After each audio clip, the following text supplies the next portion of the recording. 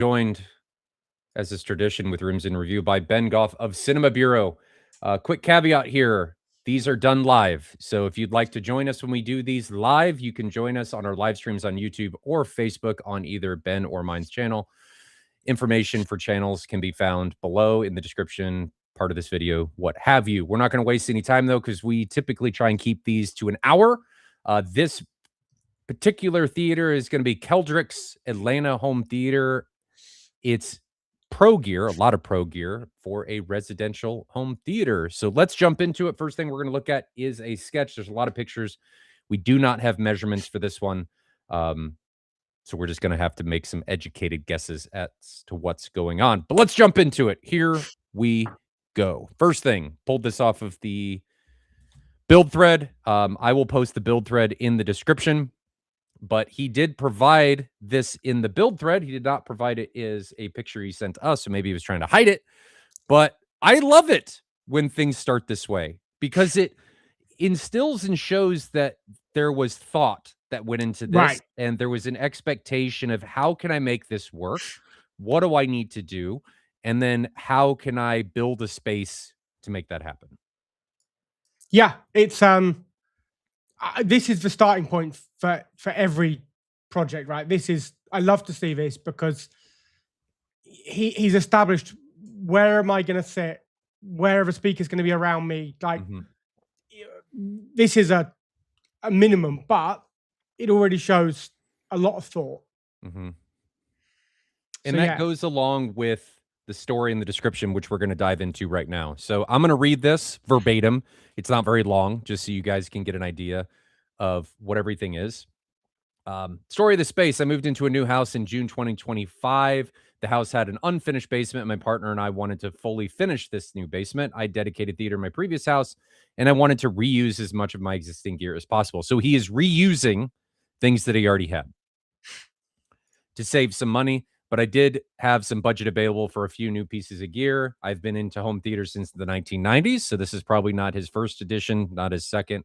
I've owned 3 houses. It's the 4th. I think he's had 3 prior houses, all with cinemas. And it shows. It definitely shows. I've owned 3 houses in that span, and all 3 had dedicated theaters, so this is the 3rd one. We hired a basement contractor and did all the design work myself. It was not really in my budget to hire anyone else just for the theater design. I did talk to Atlanta Home Theater initially. They got great guys, but out of my reach financially.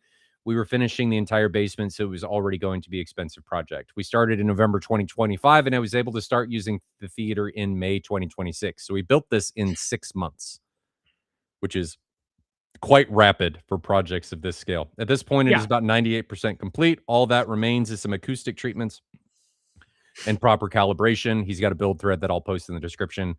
Description of the space: drywall enclosed space is about 26 by 13 by 8. The original space was 37 feet long, so we added a wall to create a separate small room behind the theater that holds the physical movies. You can see that in the drawing, so you can see the dimensions in this sketch. The screen is about 3 feet from the drywall on the special frame to hold it, and a shelf for speakers and subs behind the screen. The rear of the room was partially drywalled about 2.5 out from the main rear wall for spaces to hold speakers. So he's got a couple false walls, front and rear. I added fabric panels around most of the room to hide acoustic treatments and improve aesthetic of the room. Love that. The room has communicating door setup with a pair of heavy solid wood doors. We'll see pictures of those. And then all of the walls are using Risit Clips 5/8 plywood green glue, and then another sheet of 5/8 inch drywall. So equipment is, and this is in the description, LS 12,000 Seymour AV screen, 3800H from Denon Buckeye amplifiers. He's using PSA for LCRs. The surrounds are PSAs again. Tops are JBL SC-S8s, which are a pro speaker. Front subs are PSAs. Rear subs are JTRs, so we're mixing some subs there. Seating is from Octane, and then his sources are a Roku 4K, a Panasonic UB420. He's using a AV rack, and all of the acoustic treatments are from GIK, ATS, and Vicoustics. All right. That is the synopsis of this. Let's jump. Well, MW says, what is a pro speaker? A pro speaker. Yeah, I was going to call you out on that. I was going to ask that question. I mean, I look at it as something I'm simply saying it's something that's marketed towards commercial instead of residential. It's a marketing thing, not necessarily that anything's different. It's just people have a stigma of commercial versus residential. That's all I was getting at. So I don't know these products that well. They're not brands I use much. When you say commercial, are you talking pro integrators or commercial cinema? No, commercial cinema. That's what they're aimed at, are they? Yeah, not PSA, but those JBL SCS8s, yes. They're more of a commercial product. Okay, hold on. I'd missed some of that. Fine. Okay. I will review. Well, you'll see a picture of them here soon. Yeah. It's like the JBL 70J1s that a lot of people use in their home cinemas. Atmos channels. Yeah, got you. They're the Atmos channels. Yeah. definitely a commercial-centric speaker. Like, they're more commonly seen commercially, but you can buy them residentially. That's all I meant. Got it. I looked at the PSA stuff. And I think it's funny that Williams just said ugly speakers. Now, I kind of agree, and I like that, right? So I would say of ugly speakers, if I'm going to hide them behind fabric, I do not want to waste the client's money on real wood veneers. No. Give me a matte black speaker that doesn't reflect any light. Make it as ugly as you want. I'm going to hide it. So yeah, ugly speakers. If you're going to hide them, you make them as ugly as you want. Price for performance, baby. Don't spend any money on the aesthetic. Give me it all in performance. Right. If I'm buying Bowers and Wilkins 800Ds, I'm going to look at them, right? That is true. They need to be pretty because I'm going to look at them. If I'm buying some PSAs, I'm probably going to hide them. A lot of people don't, but ideally you would want to hide them for an aesthetic purpose. Just make them black. And there's nothing wrong with that. I'm not discounting PSA, JTR, Ascendo, anything like that. They're built for a purpose. They're built to accomplish a task and do it without being seen. That is the idea behind those speakers. All right. So jumping back into this is the sketch. I'm assuming Kelderek drew this before he implemented everything. And I love it. I think this shows an initiative. This shows a direction. This shows forethought in how things go. How do you feel of the movie library behind? Do you think that's causing potentially some problems that maybe weren't accounted for? Because the subs definitely take that into account. So, not really. I think when we get to how this room's been framed out, that's a fairly solid wall. If we look at how other people do basement conversions, then there are going to be other rooms downstairs. So I don't know the full basement. There is going to be an acoustical difference between a wall which has got 1 million tons of the earth behind it and a wall which has got another room behind it. Yep. But the reality is almost every job we build anywhere in the world, there is going to be different things behind different walls. Sometimes it's an external wall to the home, and that's a bigger, thicker, more structural wall. Sometimes it is in the basement and we're in a corner, so 2 of the walls have got 1 million tons of earth. In this case, that movie library is an independent room. He's done what he can to make a decent wall there. We don't know the impedance of that wall, so we don't know how much bass is going through it and then resonating back. But we know it's going to be, because we can see the construction in a minute, he's done a much better job of building decent, solid, non-resonant walls than someone who was starting from scratch. Just if you had an already fit out basement and there was a space and you threw a room in it, it wouldn't be as well built as this. So what we're talking about by walls is this. So this is that back wall. Right. It is insulated with what looks like rock wool safe and sound. Yeah. And then all of the walls are going to be fitted with hat channel and clips. Right. So there are some better photos of this on his AVS thread, I think, than what we have. But this is the best middle ground for how to do this. Effectively, you're floating that wall with some resilience. So you've got your stud wall, you completely packed it to prevent the resonance. Then his boarding is now floating from that wall.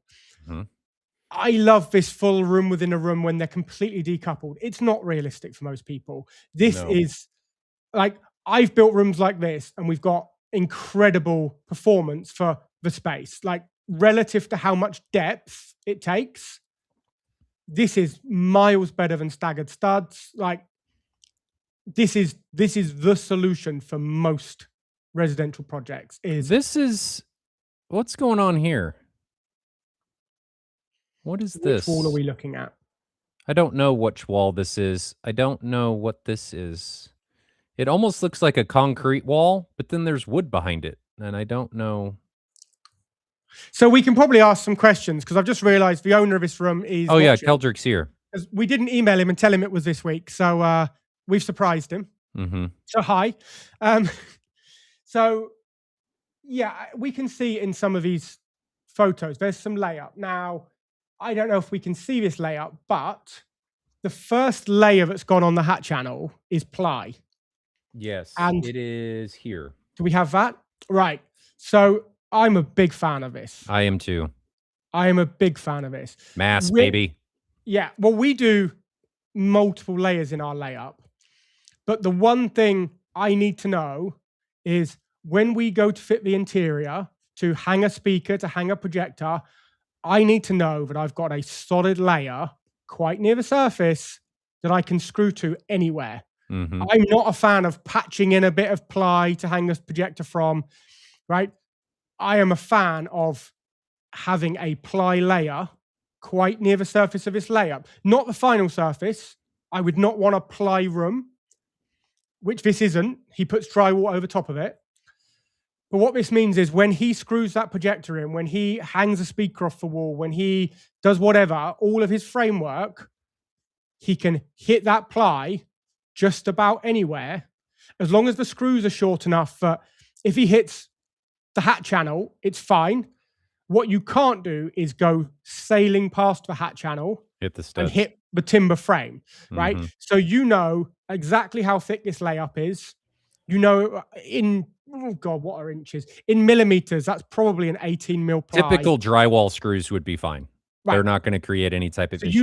you know the length of this layup. You know you can hit it anywhere. You know it's really easy to do some calculations on load bearing. You're like, if we were doing this on one of our projects, I would be looking at the gauge of every screw we were going to put it in it, what the thread rate is. We would know the quality of the ply because we know what we're supplying. So I would know what I can hang off any screw into that ply. And he said, right, he just said, he took a plywood idea from your room, right? Well, I love this, that you've gone out and shared your knowledge and how you do these things. And that's directly influenced somebody who didn't have the money to hire you to go out and do a great job. Don't reinvent the wheel. Love it. Learn from others that have done it. Learn from their successes and their failures, and then implement them into your own. A caveat here, this is a con of doing this, and it's not performance, it's the installation, is installing things like this with plywood takes dramatically, substantially, exponentially more time than drywall. Because cutting this and manipulating it is a huge pain in the ass in comparison to gypsum. Now, I think he had a professional, I think the main fit out company doing a basement did it. So the ideal thing here is, yes, it takes more time. Even if you've not used a pro designer, if you've got a professional fit out company, they've got the tools. You know, they'll have the right materials and tools to be working with these products. Right? Just takes more time. It's not the complicated. It just takes more time. And here is the finished layer. Right. A little bit different, but drywall. This is something that I wish I would have done in mine. I did OSB because of mass.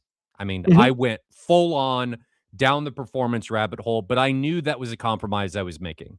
Sure. Looking back, I don't know that I would do it again. It's hidden behind all of this, my interior room, so I was able to get away with it. Yeah. In Kelderek's room, he's not going to be able to necessarily get away with it because this is visible. Mine is not visible. The reason you go plywood and then drywall is because it's a much easier and better finishing substrate. It finishes much better aesthetically. It actually has an interesting acoustic property as well. Like, drywall at very high frequencies, drywall is surprisingly good for damping. Yes. So some of the, like, that room will echo a lot less once he got the drywall up relative to the ply. Ply is a very, very hard front face that is very reverberant. And like, I know we talk about untreated rooms and how bad drywall on its own is. Relative to the ply, it's actually like at that real high end, it's actually quite absorbent But relative to ply. you bring up an interesting premise, and we talk about this a lot. It is something that needs to be considered, your drywall, because it does impact your room's decay times. Right. So if you've maybe got more absorbative material that you know that's going to go in that room, drywall may not be the best option, or putting some type of veneer or something Right. over the top of it that's going to inhibit those high frequency absorbative properties can be beneficial. So just something to think about that a lot of people aren't going to put in the forefront of their mind when they're making Yeah. these decisions, because the wall materials, I think in a lot of cases get overlooked, and they do a substantial amount of the heavy lifting in what's Yeah, going on in the especially on space. clips. So predicting it's difficult because materials change across the world, like their actual density, their modulus, right? It's difficult to make a really good prediction. Mhm. But once you put a wall like this on those channels, so it's a hat channel on, they're not Mute Clip branded. I don't know which brand they were, I don't think, but there is a resilient clip in there. They're RISC, RSIC. Is it resilient? Okay. Yeah. So that whole wall essentially becomes a membrane absorber. It's heavy, so it's not as effective as if this was like stretched rubber. But when some energy hits that wall, there is some flex.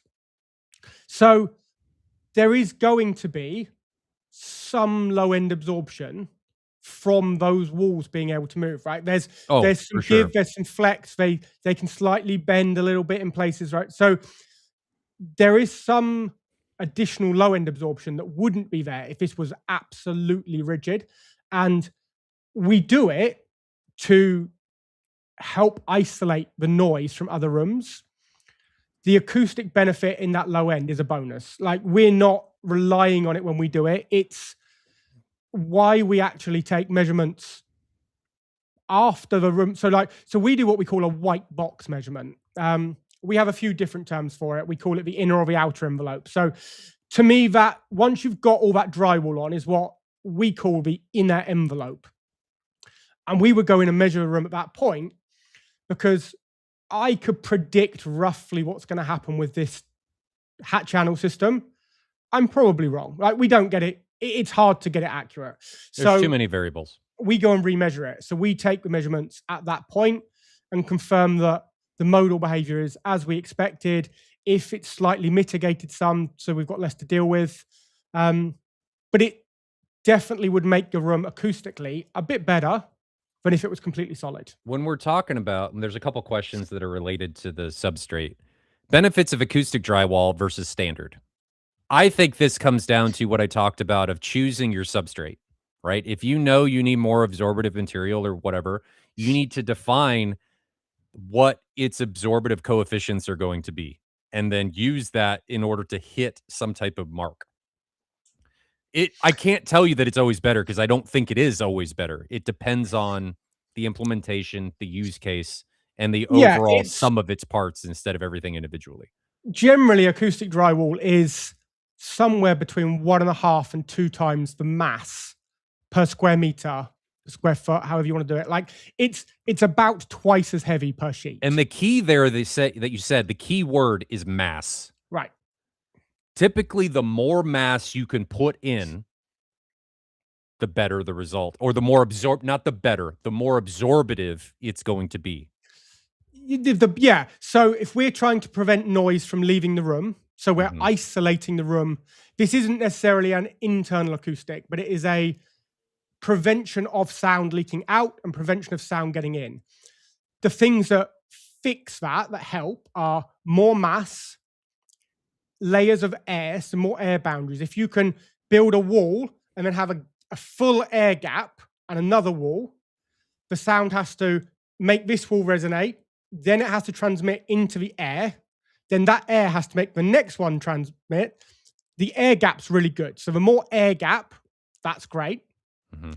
And damping materials, we can see the pale of green glue here. So the green glue helps the vibration, helps dampen it as it goes through the layers. So mass damping and air gaps, right? They're your tools to keep noise in and prevent noise. Not only does it dampen, it provides another gap between the two material substrates that the sound has to transmit between in order to go into the next substrate. So it's this is a great combination. Now the next question, would you even go one step further in putting double ply and then drywall? The danger with this is the hat channel can only support so much weight. So you have to be my room, the MadVR Experience Center, I am at the limit of how much this can handle because each one of my 4x8 sheets weighs about 100 pounds. So I am at the very edge of how much my system can handle. And I had to double up on the number of Risset clips in order to handle that amount of weight. So it's always a calculation of what am I trying to do? I think it would be better. You're adding more mass, but can the mechanism that is attaching your triple ply now at this point to the wall handle that much weight? Yeah. So more layers is more gooder. But wow, at some very point, scientific. I went intentionally really scientific there. The challenge is doing those calculations, and a lot of the manufacturers who provide these kind of clips, they've got a standard design, so they will say lay them out at this spacing, so it's so many per row at how big the gap is. They give you a plan to lay them out, and that's calculated to take a specific amount of weight. As soon as you deviate from their reference design, you've got to do those calculations yourself or hire a professional to do it. But now you need to be in a place where it's safe. And this becomes really important when you hang a projector from it. I'm not going to say, certainly not on one of my projects, let's be fair, but I am aware of projects where clips like these have been used on the ceiling and they've not made specific provision for the projector. And then when you run the numbers at the projector point, they're like 3 or 4 times over the rated hanging weight for that projector. And you've got people sat under it. You know, there's a reason I hire a structural engineer to check all our numbers or do designs for structure. Like, we don't take chances with hanging stuff over people's heads. That's not how I roll. When you do it in your own home, just get the calculations right or follow a pre-planned design. What do you think of the doors? Ideal, right? I can see the black rubber gasketing around it, so I know that's been going to be well sealed. This is what we talk about when we say an air gap. So that first door vibrates. You then have an air gap that has to make the second door vibrate.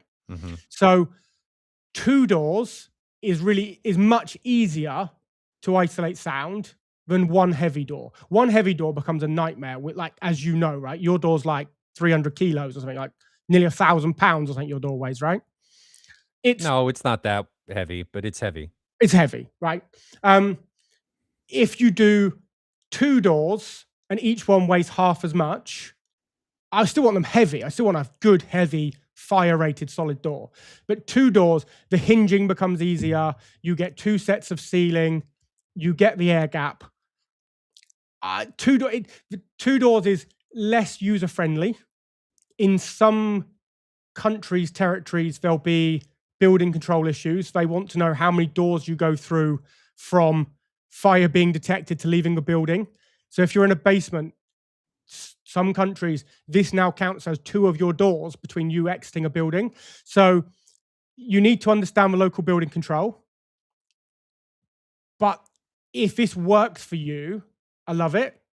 If I could, I would separate them a bit more. I prefer to have a few feet. You open one, you walk a couple of feet, you open the next one. My preference is not stacked one on top of the other. It's a trade-off between an extreme and then taking that extreme and dividing it into its pieces. A lot of times, dividing it into its pieces, you get better performance with less because you're gaining the air gap, right? So if Yeah. I take multiple doors that are not as heavy, but I now have the air gap, I can probably outperform one single door, Yeah. even if it's a bigger door, Yeah. because I've created that passageway of room within a room. The same properties apply. As long as the door is substantial enough, Yeah. I can do more with less. So key point there. I would like the portal to be bigger, but I think this is great. I love the sealant that's going around it. Um, I like this. As long as there's solid core doors, I think this was well thought out. Yeah. I'm being nitpicky. I don't know how I feel about them opening different ways. I understand why they have to open different ways. I don't know. I'd have to Right. get in there and grab the I think doorknobs that's with them being on opposite a sides, but practicality thing. The one on this side would be awful if it opened the other way. Like you'd end mhm, up squeezing round it. mhm. It wouldn't be nice. And the one the other side, depending on where it swings quite exactly where the furniture and stuff is, it probably Oh, I'm being suits it. nitpicky. Um, I'm not saying there's a way to work around it. I know it no, was done for a usability standpoint. yeah, It's just I'd have to use it. Maybe it's not even that big of a deal. It's just aesthetically, my brain's like, "Oh, those doors are right next to each other and they go different ways." So yeah. it's just And that's all. I reckon you get used to that within the first I'm month sure of you living do. there, right? And you know, could it be aesthetically a bit prettier of going the same way? Right, we are really nitpicking. The fact that he's designed this himself He says and the handles decided would to have do bumped into proper each double other. doors. Yeah, right. They're opposite sides because otherwise the handles would have clashed. There you go. Done, right? You thought it through, you've nailed it, done. Front baffle. How do you feel? Um, I quite like this front wall. So I don't know if having the subs where they are is their optimal place. I've But not it's done a one full of the only analysis of that. places they can go in this space and keep them hidden. They could have gone higher or lower without too much problem. Okay, So, yes. so that the height of stuff is something I'm gonna come to. If I have one criticism of the room, we'll get to that, but it's the height of things. So And I I don't think know, to but to iterate what Ben is talking about, height, especially on subs, is something that more people need to think about because it can drastically affect your modes and your response in your room. It if you even just throw things in REW and play with the heights of things, and you will be amazed at how things change. Even if they're on the same plane, changing the vertical dimension, huge effect. So yeah. something that cannot be overlooked or should not be overlooked. So we have a pair, which is good. Um, I would like to see them. I would need to do a full modal analysis, which without more comprehensive dimensions is tricky, but they might measure better if they were a bit wider. I can't say, right? But ultimately, I like that there's two. I like that we can already see that the left and right are towed in, not huge amounts. You don't need to tow them in huge amounts because this is a fairly wide directivity speaker. But will they perform better like that than straight ahead?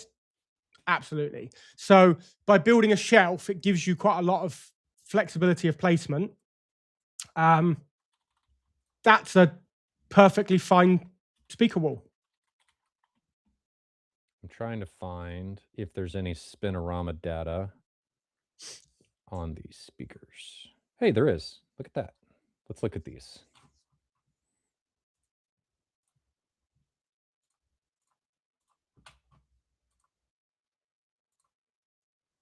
Okay. So here Okay. is these speakers. So they're M2M So 212KMs. this is the newer model. Because I googled this quickly. So they made a new model which they've optimized using clippals. So the one with a K in the name is like a Mark II, Are which they is a not the bit more same? optimized. And Oh, I they're don't not. believe he has the Okay. clipper ones. You are But correct. I don't think they're going to be wildly different. I might be wrong. I don't know how the old one measured, but he has the prior generation to this. How do you feel about this? I mean, one of the Not things bad. we talk about a lot is when we look at the different lines on that spinorama, do they track each other? I don't And they do. mind it not being flat as long as they track.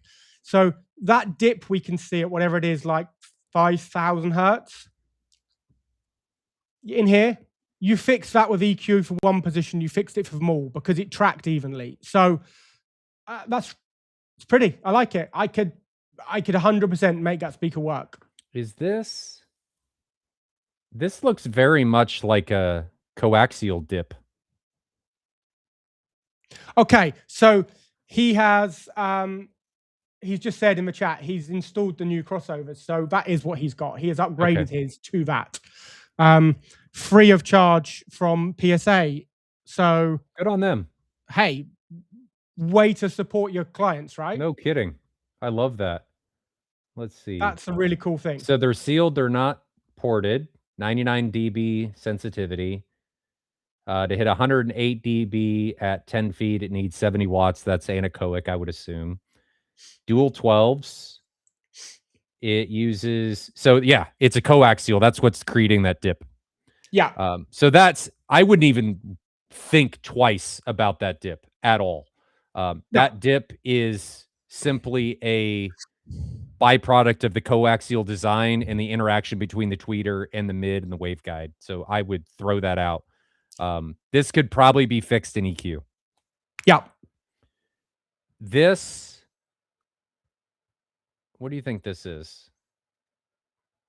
What are we at? About 250, 2 to 300. Starts at 150, ends at 320 or so.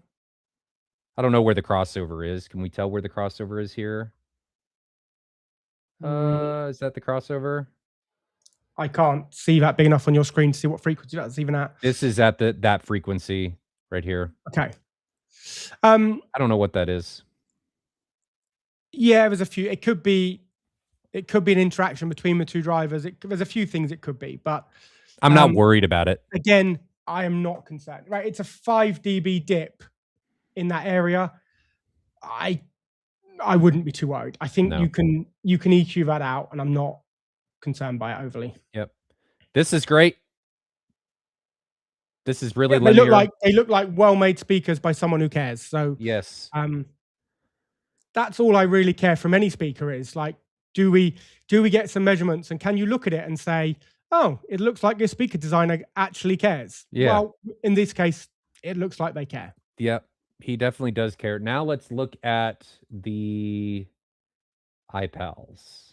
So this is the front subs.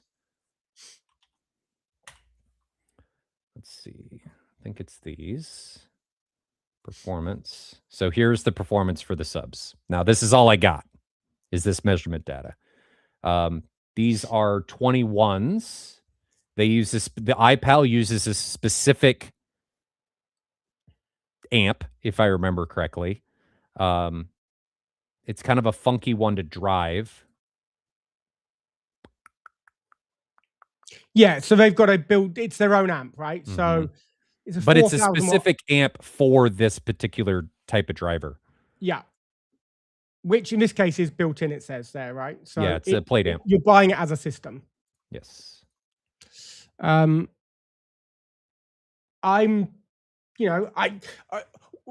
We've said before, if you think you've got enough sub, you probably are wrong.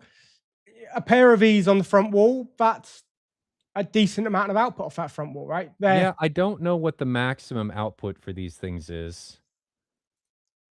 No, do we get an excursion or do we get a volume displacement? No. No, I would like, ideal for me would be to see the volume displacement so that we can look at exactly how much air they're moving, and from there. So here is an old version of the iPal on database. So this is the driver. This isn't that box, but it'll give us an idea of what this is a while ago. This is 2014, but it's the same kind of premise. Yeah. So take this in 2014 numbers for what this thing was capable of doing. Subs have improved. We've learned a lot about sound. quite a bit. These drivers, the motor is huge. I love that. Yeah. It's not inconsequential. He doesn't have any of his normal graphs. Is it on? Is the iPal on here? That's a dual opposed. Well, let's look at this. This is a dual opposed, but we can. This will probably give us an idea.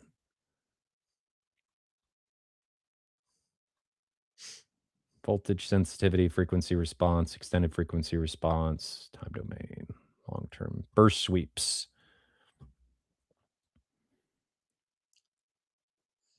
So take 6 dB away from this, I would guess, and that's where you'd be with a single driver. So 124. And remember, this is old. Like this is 2016. This is 10 years old. Yeah. Solid subs.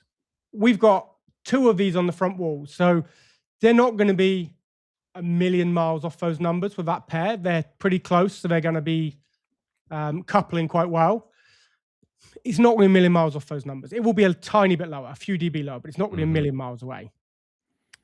And then the rear wall is... We have another pair of 21s again on the back wall? 18s. So these 18s are on the back wall, JTR okay. RS1s.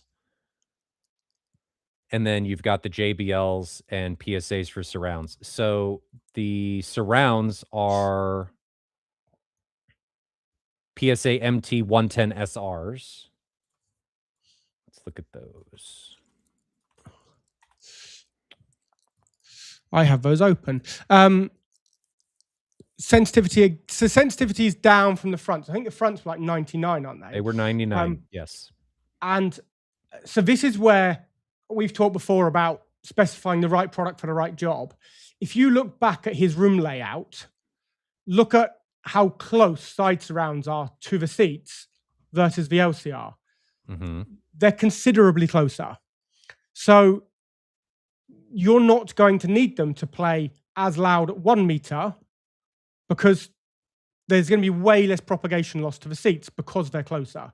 So in this case, having, and from the back, actually, that might be interesting. Have you got the drawing again, the plan view?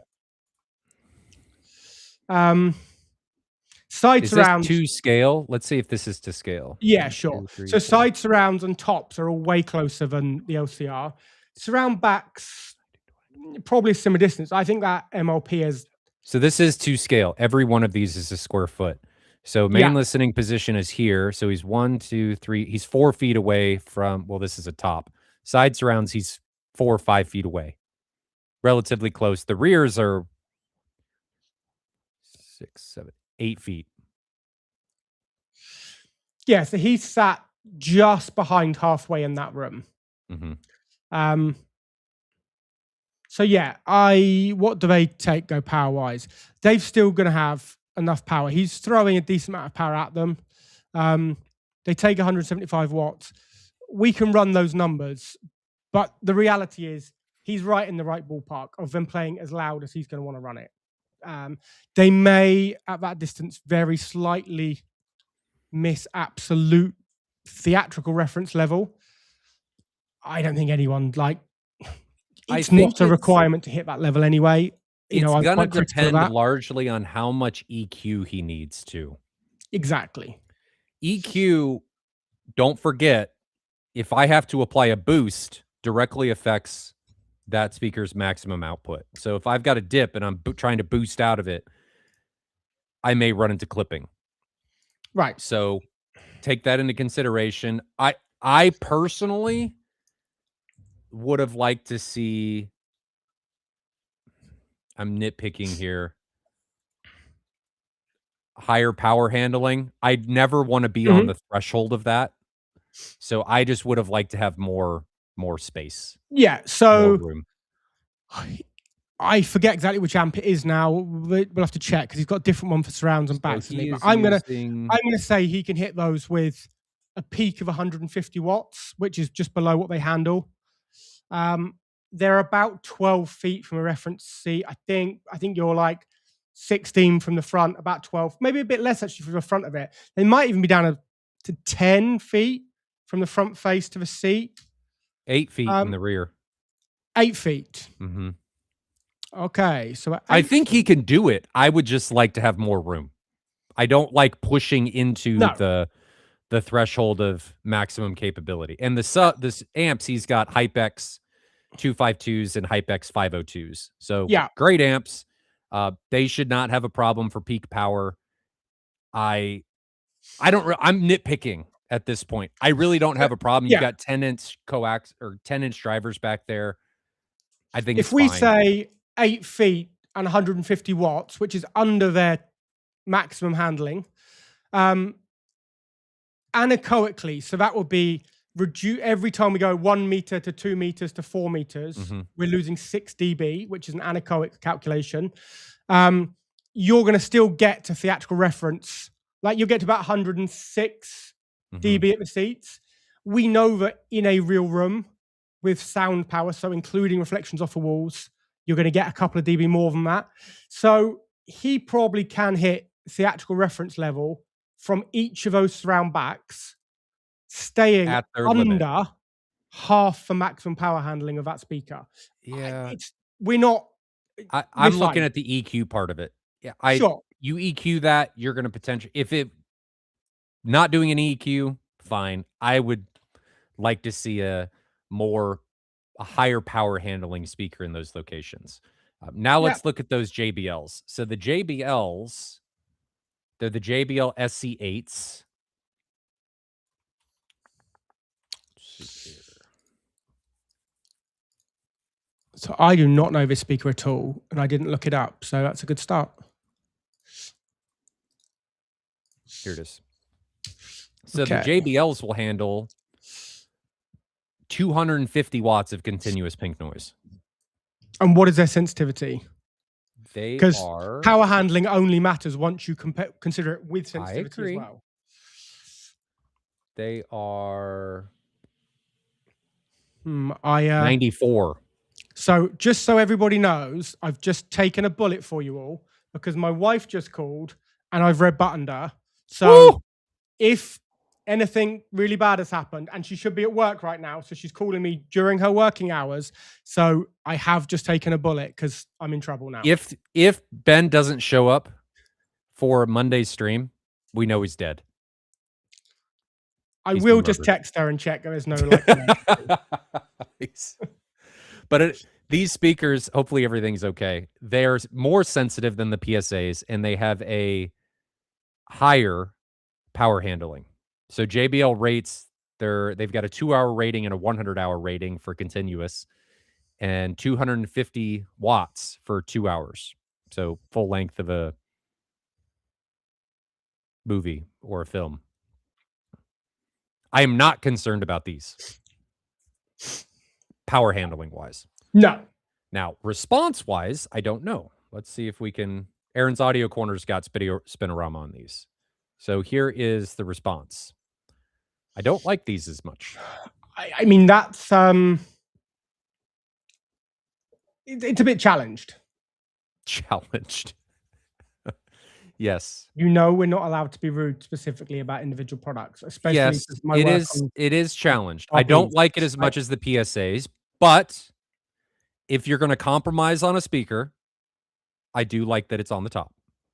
Yeah. So where I guess I'm concerned is that looks like it probably needs quite a lot of EQ to get it under control.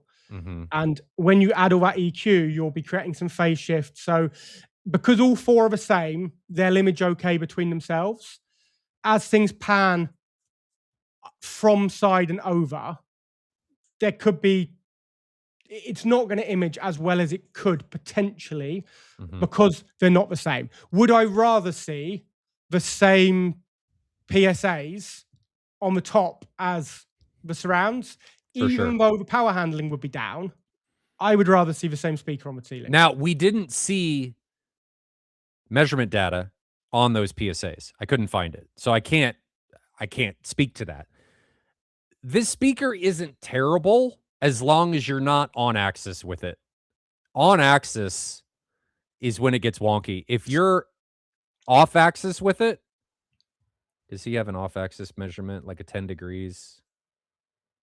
Just the listening window. smooths out and becomes more consistent, but it's off axis or it's on axis because it's a coaxial. And this one's pretty egregious. I'm assuming it's because the box design and how small the cabinet is in relationship to the speaker itself would be my guess. Not great. My But wife it's a has said there's compromise. no emergency, so we're fine. I Okay. can continue. You I will had be a call from a kid's school this morning because my eldest had hit her head, but apparently was fine. Like it was one of those courtesy calls. My wife, who works at that school, was on a school trip out, and I had Oh. this sudden, am I being summoned to go and pick up the eldest? Because actually she's not okay, but we're fine, right? So Okay. I will now focus back on what we're in hand. Sorry. How do you feel about this? I gave my piece. Do you agree? Sorry, say that again, Ryan. I said that I'm not a fan of this thing's on-axis response. If you get off-axis, it's okay. It's more acceptable. And I think that has to do with the relationship between the box size, the cabinet size, and the driver. Right. It's right but on I the wouldn't edge. want to be. I wouldn't want to be miles off axis. I'd want to be maybe 10 degrees off, like Yes. 15. I wouldn't want them facing straight down. Like I like that they're angled in. As you and I have said before, like when we use swans, like I like to point a swan at people, just or any ascendo, just not exactly at them. Right? And this is I not point them at them minus a few degrees. this is important for all coaxial drivers. You Yep. never want to be on axis with any coaxial. Right. I am Just not picking on learn to use JBL. the product you're using. Don't be on axis. Some with the center channel, it's pretty much unavoidable. Just sit slightly off. Don't sit right in the middle. Just So here's the slightly thing, off. right? Again, we're being critical, but we know that some of this kit has been reused. We know budget wasn't unlimited. If you've already got these speakers from a prior build, are they doing the job until maybe one day you make them match with PSAs? I Of course they are, actually right? think that this speaker is great for the application it's being used in Yeah. because of its mounting and easeability. I mean, putting that on the ceiling and then being able to angle it however you want is amazing. The Yeah. usability of this product is fantastic. You are Yeah. trading, it's kind of a trade-off.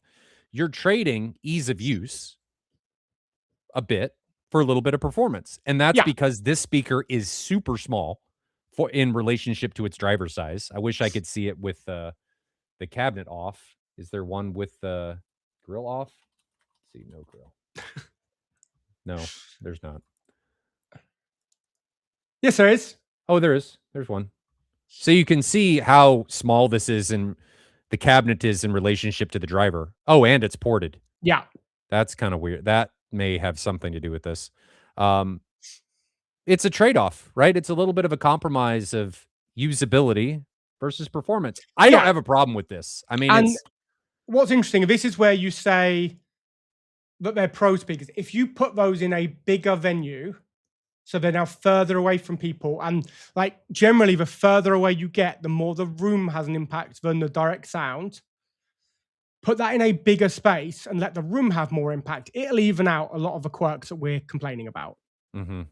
Some of the challenge here is that that speaker needs a little bit of finessing, and it is very close to the seats. So, right, we're almost using it like a near field monitor, and it would benefit from being 10 feet further away. Yeah. All right. So last piece of kit that we're going to talk about, we'll talk a little bit about the projector. But the last thing is the subs. So we talked about the iPal 21s. This is now the RS1. How do you feel about mixing those? They're both sealed. You got a 21 in the iPal that doesn't dig super low. And then you got the 18 that is from JTR that is, in a lot of regards, thought of as an excursion monster. So the iPal, historically, not a ton of excursion. This guy, the RS1, excursion monster. How do you feel about them mixing?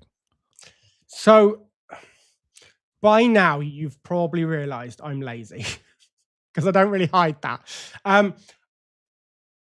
Because the projects we do, I'm generally able to spec them all at the same time. I'd match them. But here's the thing. If you've already got two and you've added two, which is what happened, that's a challenge because if these have got a lot more excursion, if they're more capable, then you don't want to hold back capability just to match what you've already got. I want to talk about the capability though, because it's like we talked about with the usability versus performance. It's a trade because they're both capable. The 21s, they're thought of as a pro driver.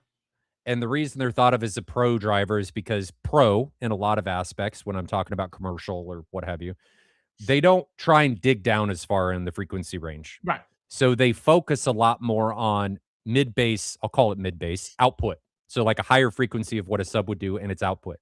If we look at the 10-year-old drivers from the older iPal and this, because I couldn't find any other iPal drivers, you guys can probably find them pretty quickly, but I couldn't find them. That iPal has substantially more output up higher in the frequency range than this guy does. So it's a trade, right? You're trading higher frequency output for lower frequency output. So I wouldn't say that it's more or less capable. You're just changing where that capability lies. Yeah. That's how I'd look at it. But you are creating phase issues when you're mixing those drivers and cabinets. So as you just said, picking the S21s over two more RS1s is a $3,000 save. So, Fair. This is the world we live in, right? It's this mixed solution is $3,000 different from the normal matching. Right. So now we've got a balance of compromises. Would it be easier to calibrate if they're all the same? Probably. Would you be able to predict the output easier? Probably. Yes. Are all those things worth $3,000 in a room you're building yourself on a budget? Probably not. Right? So if there was loads of budget, right? If you came to me and said, right, I'm going to spend another $50,000 on this room, I'm going to go with matching subs. But this isn't a room that has been put together with $50,000 in reserve just for fixing small stuff, right? So live with it. Make it work. Now, how do you feel about the projector? This is your screen size. Yeah. Screen size was, did he specify that? 130 inches, 2.1. Did you say it's 100? What did you just say it was? 130. Oh, I've done all my calculations on a 140, I think. How have I missed? Did I read that off his It's 130 wide. Are you doing it diagonally? Maybe. I misread it, which means 140 is probably pretty close. Okay. The calculations I've done are now wrong because I clearly misread it. So I've worked on a theory. I've got a screen width of 122 inches in my calculator. Obviously, it's a bit out. Where did you get that? Well, because I started with a 140 diagonal, which is what I read. And I did a 16. I didn't read it properly. You did a 16 by 9. Okay. I threw it into my calculator that I built, and obviously I've started with the wrong numbers. It's fine. We'll be in about the same place. So I like the Epson at its price. I like it. I've used them before in budget conscious jobs. I'm more of a light output over black kind of guy. I know the industry loves blacks. I get it. But if you want noticeably better blacks, you're going to a Sony or a JVC, and this much light with a Sony or a JVC costs 2 to 3 times the money. So if you're on a budget and you need some light, for a DLP based machine, which is Epson, what is this Epson? It's not DLP. LCD. Compared to a DLP, it's going to have pretty good blacks. Yes. So I like it. I would say it doesn't suit really big screens. You do start to see individual pixel structure as screen size gets bigger. That may or may not matter to people. Like when I view this projector on big screens, I can see the grating between the pixels. I can see individual pixel structure. Sure. I mean, it's a 1080p shifted panel. And I'm not a fan of that, right? So, but value for money, I think it's great. I think it's, given an adequate seating distance, this is not a problem. You can see some pixel grid because it is a shifter, but Yeah. that comes down to cost savings. And when you do shifters, a lot of times you can get more contrast with more light because of the pixel size. Yeah. So I like the Epson. It's a little old in the tooth now, especially now that you've got some other competition entering the market, i.e., something like the Titan or older than that, the Valerian. It's still a great projector. It brings a lot to the table. Getting it at the whatever price, Right. it's a solid piece of kit. Yeah. I So think it comes down to trying to determine what your use case is and then right. selecting the best tool for that use case. I would never tell people, and I think people approach this the wrong way a lot of times, just pick the projector of whatever you think you like the most. I think you need to decide what you're trying to do and then pick, like we talk about so often, pick the projector or display that, Yeah. because it may not even be a So projector so that I have a delivers that. caveat on the specs of this Epson. Now, Epson are one of those companies who are pretty transparent with their measurements, and Mhm. they regularly call out other companies who put out specs that aren't real. Like there have been lawsuits that Epson have raised. I'm going to caveat with this, I think, just in case, because if it is Epsom, then their lawyers are obviously really litigious. Please don't sue me if I'm wrong, right? Let's skip that bit, right? I can't afford that. You don't need to sue me, right? But I believe Epsom are one of those companies who are They pretty are, transparent with absolutely. their numbers. So they rate this at 2,700 lumens output. And there will be some manufacturing flexibility. Hey, I used to work for a manufacturer of projectors. ±5, ±10% off the production line is kind of standard. I reckon the Epsom's probably tighter than that. I reckon in its brightest mode, you are going to get within 50 lumens of that 2700 they've said, right? I reckon it will be within 5%. Any variability. There might be some that come out over 2700. There will be some that come out lower. But in its brightest mode, I reckon it will be within 5% of what they published. The problem is that's not the mode that we're going to use because But that this will is be true vivid for or virtually dynamic. every projector. This Sure, isn't just Epson. I 100%. think what you're saying is something that needs to be considered for every display. Do not look at that whatever maximum lumen output is and think that that's what you're going to be able to Right. use. I think in the Epson it is abhorrently green So because there it's are all some of the lasers manufacturers, maxed out. yeah, there are some manufacturers I just wouldn't trust their number. Like their number probably isn't real. I don't want to sit here and say Epson number is real, you can trust it, because there's a caveat. It is real It is in real. its brightest mode. So it really will do around 2700 lumens until you put it in the mode you want and calibrate it. My experience with this model is that when we dim the lamp a bit, because the noise ramps up a lot in that last about 15%, right? If you drop it to about 85% light output, its noise drops a lot. It shifts down a gear on the fans. I like to keep this projector to about 85% light output for noise, right? So I Mhm. don't generally use that last 15%.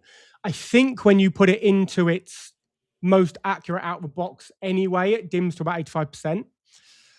Once you've calibrated it and got it accurate, real world in a room, I reckon you're talking about 2000 lumens. Mhm. So can it do 2700? Almost certainly. But when you do your calculations, probably not quite real world, even though it can achieve it. And that's important.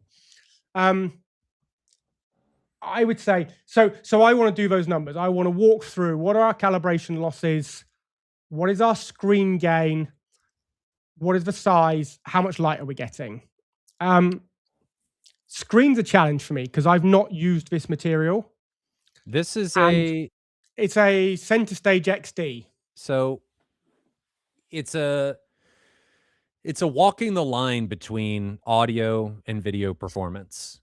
And you want to weave for audio performance, Right? ideally. You don't want a perf screen.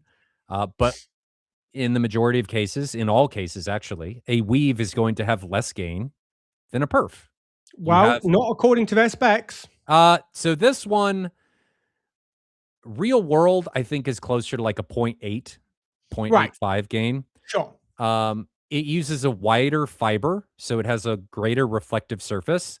The downside to this screen is because of that wider fiber, some people that have better vision can see a screen door effect. You can Yeah. see the weave.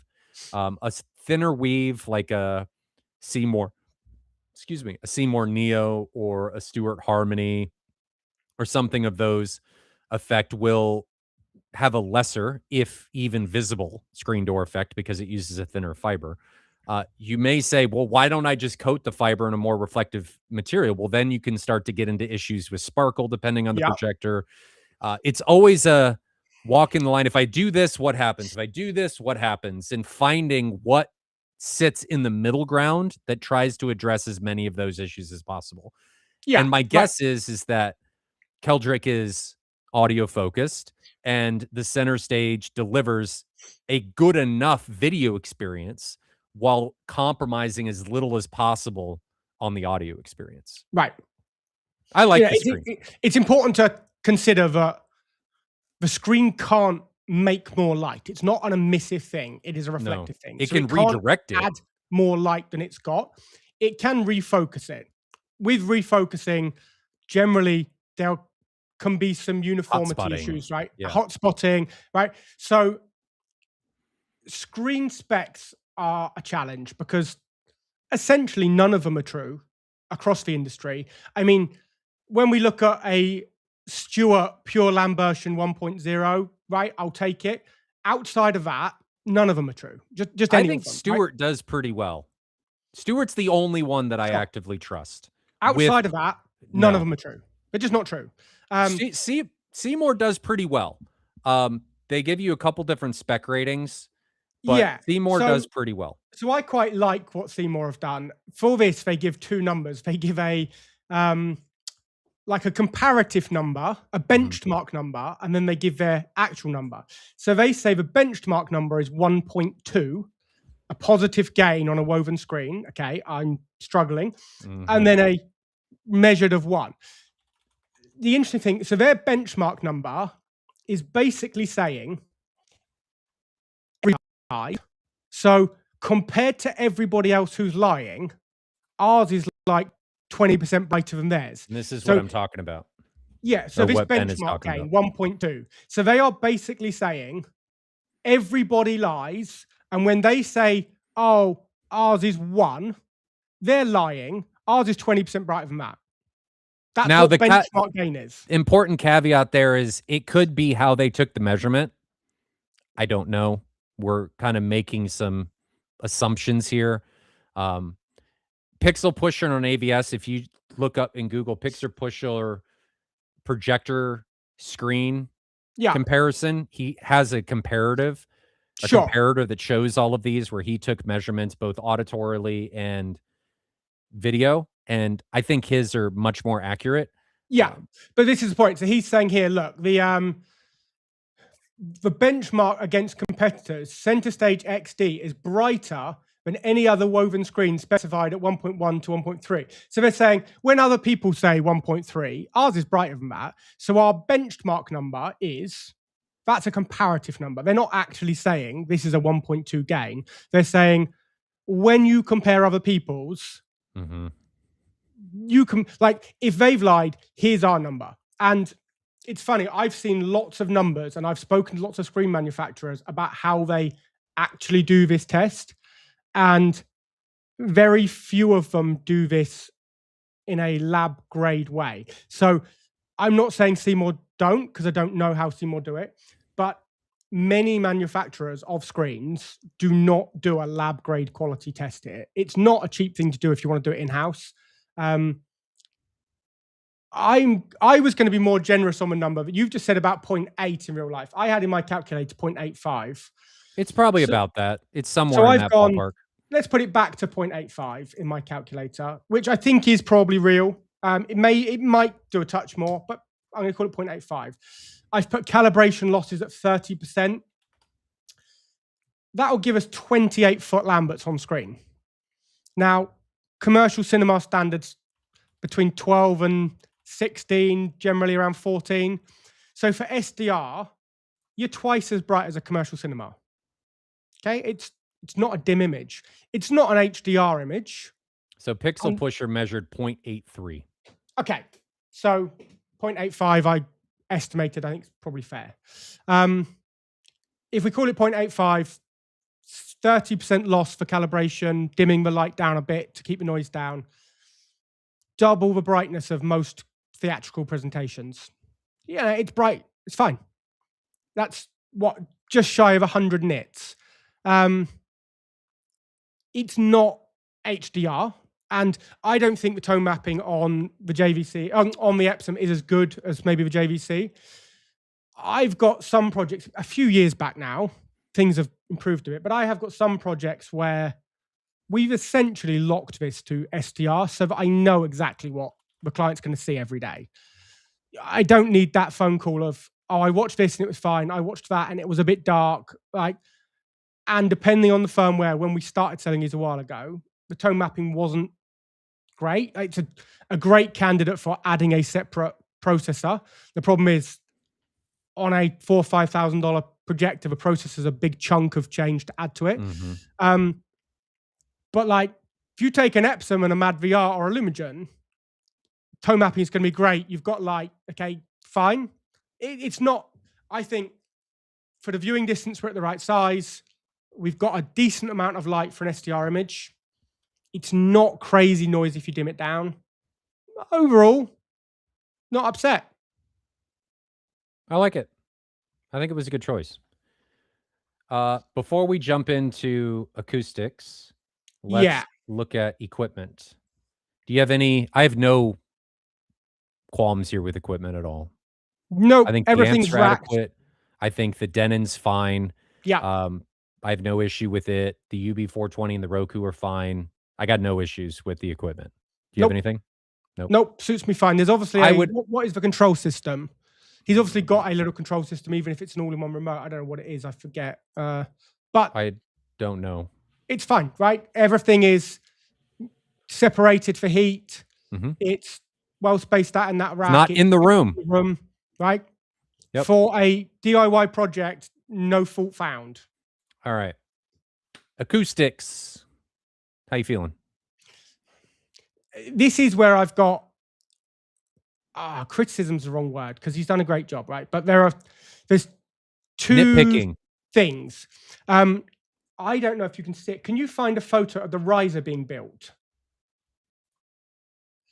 Okay, so I couldn't see mention of this in the thread or in our notes, so I don't know if what I'm seeing is true. But to me, this looks like that is intentionally left open at the bottom to turn that into a bass trap.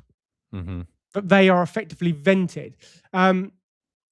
My feedback on that, and I hate to say it when someone's done it, but depending on how much extra work it was to do that, it's probably not worth it. They don't work very well as bass traps. That's just a reality. The problem we've got is, and it may not have been done for that reason. I might be completely wrong. That might just be how it was built. But it looks to me, because that section's open, is that it's left open on purpose, and was probably fabric covered when it's finished. So this is a velocity-based absorber, not a pressure absorber. So that is, the air needs to flow into it. And it can only be as effective as the amount of surface area that is exposed. And if you consider the cross-section of that room and the amount of area that is exposed to that section, it's tiny. So almost all of the bass just passes straight by it and does not go into there. Depending on if it's in a high-pressure region, you might, and it's behind a seat, you might actually get no benefit from it at all. So it was not actually left open at the bottom. It's covered by MDF. Okay, fine. So everything I'm saying is nonsense. Just ignore it for that reason. But I do see people do this and leave it open, and I see people do it and they spend loads of extra time constructing a riser and then leaving a small strip. The reality is it just doesn't work very well. Do you like that it's filled with insulation? I don't want it to resonate. We have a different way of doing it. Ours actually aren't constructed that way because we have our own method of doing it. I don't want it to resonate. I don't want it to be like a drum skin. So whatever you need to do to make sure it doesn't resonate and isn't like a drum and it's not playing back like a speaker, you do that. The easiest way is probably just to fill it with insulation. Job done, right? That's going to be pretty inert, pretty dead. So my criticism of it being open is gone because he said it's actually not.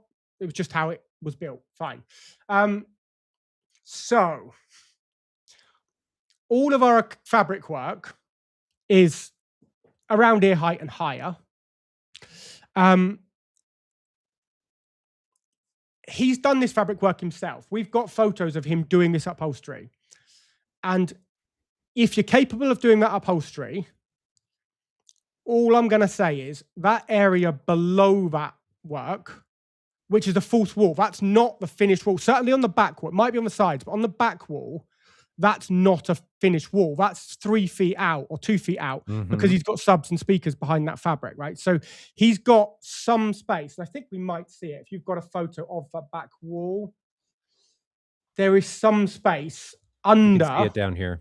Yeah, it must be in the AVS thread. I saw it. Underneath those rear subs, there is some open space. And the way pressure builds in right here. So under those subs, you've got some free space. And I would have personally fabric that bottom section. I would have used, be it a fabric track, whatever. I would have fabriced that bit and used that space for some specific base absorption. He said he's used like Dick products, a couple of tube membrane absorbers in that space is probably really useful because if we're going to use membrane traps, they need to go in a high pressure region. And we know from a previous episode we did that our high pressure regions are our room boundaries, including floor, ceiling, and all of our walls. So if you put membrane traps right against that back wall down low, they're against more boundaries. We could have gone against corners and floor and back wall, and we're in a really high pressure zone for multiple modes. Really useful place, almost right across that back wall for tube membrane absorbers. Yep. As it is, I don't know exactly how it's finished, but you've got that drywall there that could end up being resonant because actually it's open behind it. I don't know if it's full of rock wool in that space. I can almost promise that it's resonant, and you've created a high pressure zone, so now you have a modal issue there that you could have moved further back into a false wall that's not actually in the room. Yeah. So that is almost my only criticism of the room. And we're being nitpicky like always, right? And we're trying to be honest. If that back section had been fabricked, it would give you more opportunity to put some low frequency absorption in there. Yeah. That might have helped. Now, we don't have measurements, so I don't know what modal impacts he's got. I don't know if it was needed, but I would have liked to get some base absorbers behind there. What I would have liked is to take up some of this movie library room, take like this and make this my movie library over here, and then have this more of a space to deal with low frequency management so that I can not only use membranes, but I can use other types of management systems to deal with low frequency that's going to get back there and prevent it from coming back out into the space. I think it's all space management, right? Do you have the available space that you can give to acoustics? That is always the question. What can I give up for living space to just acoustics? I went the extreme and I have half of my space is given up for acoustics. I mean, most people aren't going to do that. No, let's be honest. This whole thing is a hobby, right? I know for us it's a profession, but it's a hobby. Like people who build these for themselves do it because they're doing it for the love of the game, right? It's a hobby. If I had unlimited money and unlimited space, hey, I'm a child of the 80s. Would I love to build a mock Blockbuster video in my basement, which I don't own a basement, but right? If I could have a dedicated room, which was a movie library, I love Casecake, right? I love the convenience of it. But if I could build myself a little mini Blockbuster next to my room, wouldn't that be cool? Now, that would be cool. Loads of people have got memorabilia and discs, and they've got all this stuff.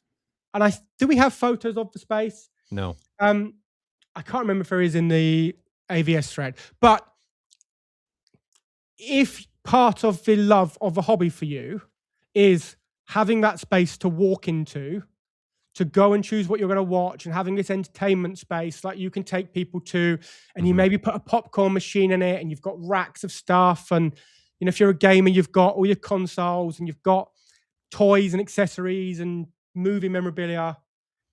That's as much part of a hobby as the room itself. So if you want to build that room at the expense of some room for acoustic treatment, if that's a part of a hobby you love, I'm down. I'm not going to criticize that. If that, because you could get as much enjoyment out of that movie space at the library as you do from the room. Yeah. So I agree. It's a trade. It's always, as I'm everything is that we talk about, it's a trade. Yeah. Are you going to give up that space for acoustic management, or do you value that space and that creating for the aesthetic and the feel and that immersion, that experience? That is as much of this as anything, and people discount that. I think Ben and I, in a lot of the spaces that we do, we're skewed towards performance, right? That in a lot of cases, all costs, right? We're going down that pathway. But that doesn't mean that that's true for everybody. So you got to make that decision. And the fact that this was drawn out at the very beginning, I'm coming back to where we started. Yep. It shows that decision was made. And that's great that you went that pathway to create an experience that you were after. Probably learned from the other theaters that you've done that I value this. I need this space. And you've created that in this environment. And so I really focus on minimizing distraction. Once I go into the theater, I want minimal distraction. It's about the film, right? I don't need a really excessive interior design. I want the room to pretty much disappear so I can focus on the screen, I can focus on the film. So if you are a collector of memorabilia and of content, I definitely don't want it in the room. For me, I agree. And I know there are loads of enthusiasts and stuff who have got their stuff in the room. And for me, I do not want it there. So having a dedicated space for it is kind of cool. I agree. Well, we will leave it there. If you'd like your room. We have one question to answer. Fine. From him. God, where was it? Right. I commented on that back wall and he said, I still need to treat that rear space where the subs are. How do you recommend I do it? I could fill it with insulation or buy some bass traps. So I would love to see, first of all, get some measurements of the decay time in the room. So before I do any treatment, let's find out where we're at. So do some sweeps at each seat from each speaker. Let's find out what the decay time in the room is and what we still need to fix, if anything. Then if there is some stuff to fix, especially if it's low end, if it's below 100 hertz, below 150, 200 hertz, like lower end stuff, potentially get the microphone in that cavity. Let's run the sweeps again. Let's find out what's actually going on. How much pressure are we building up in that cavity? Because if we've got modal issues at the seats and that cavity is really high pressure, I am straight on the phone to GIC showing them, I have got these modal problems at my seats. I have got this pressure in this cavity area I've got. Can you build me a tune membrane absorber, which is tuned to the pressure I've got? Boom, done.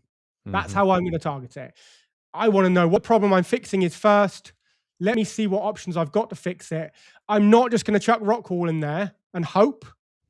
I want to make a plan and execute that plan, not guess. You got it. So Ben brings up a great point about how to treat that space down there. That's how I would attack it. Get the information, get it to somebody that can calculate all of that and provide the correct solution, and then implement. But we'll wrap it up there. If you'd like your room featured on an episode of Rooms in Review, feel free to fill out the form that is linked in the description of this video. I'm not going to put it in the comments. If you have comments on this particular room, drop them in the comments of the VOD. Do not put them in the live chat as we exit. We will not read them, but we will try and get back to as many of them as possible in the comments.